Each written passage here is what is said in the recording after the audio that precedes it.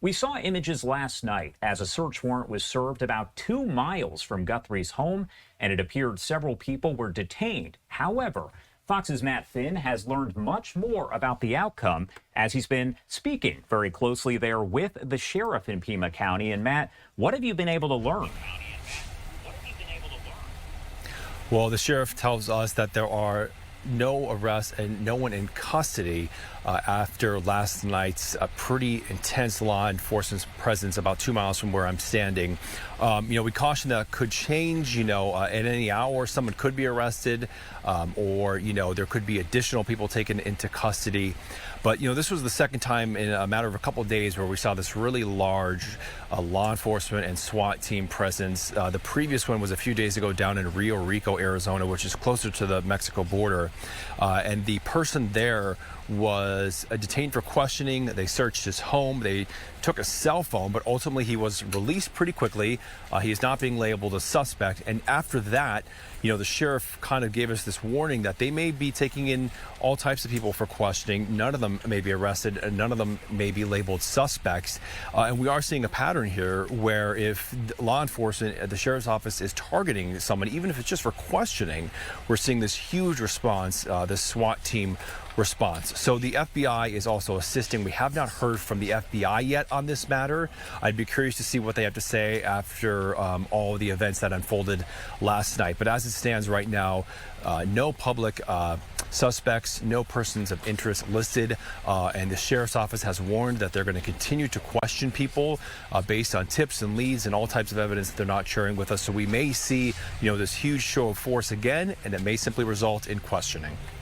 And Matt, I wanted to ask you, because I know one of the topics of conversation over the last 24 to 48 hours has been essentially that relationship between the Pima County Sheriff's Office and the FBI. And I know you talked to the sheriff about that a little bit, and he told you things for the most part appear fine, right?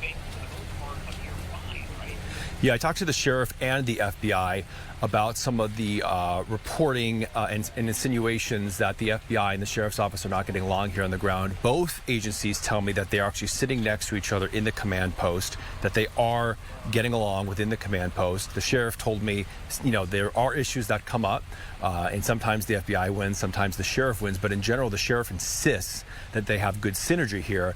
One thing we can pinpoint or point to is the matter of ongoing evidence. So the sheriff here tells me that for decades they have been using an independent lab to send their material to. The sheriff says once the investigation began here at Nancy Guthrie's house, they began sending their evidence to that independent lab, which I believe is actually in Florida. The sheriff says they have a contract with this lab. And then as new evidence started coming in, for example, there was a glove recovered not too far from the scene. It seems like the FBI asked for that glove to be sent to Quantico, probably saying it's the gold standard, it's the best lab in the country. But the sheriff's office insisted that any new evidence continues to go to its private lab, telling me because they already have some of their evidence there, and they also have the Guthrie family DNA swabs and other people's swabs, including people who have been on Nancy's property. And so the sheriff says it only makes sense to keep sending everything there so that it can immediately be checked against all the DNA swabs that we have. And also, the sheriff says it doesn't make sense to separate the evidence between two different labs for obvious reasons. So the sheriff insists that everything is going along fine. Now, look, we know that a lot of times the locals and the feds, they butt heads. And, the head of the FBI, or at least the spokesperson for the FBI here, and the head of the sheriff's office tell me they're getting along. But a lot of times it's agents on the ground who give us, different stories or different accounts. And so maybe the agents would tell you a different story, that they're not really getting along. But we know that's kind of common. So, in general, as of this morning, we haven't heard anything else about them not being on the same page.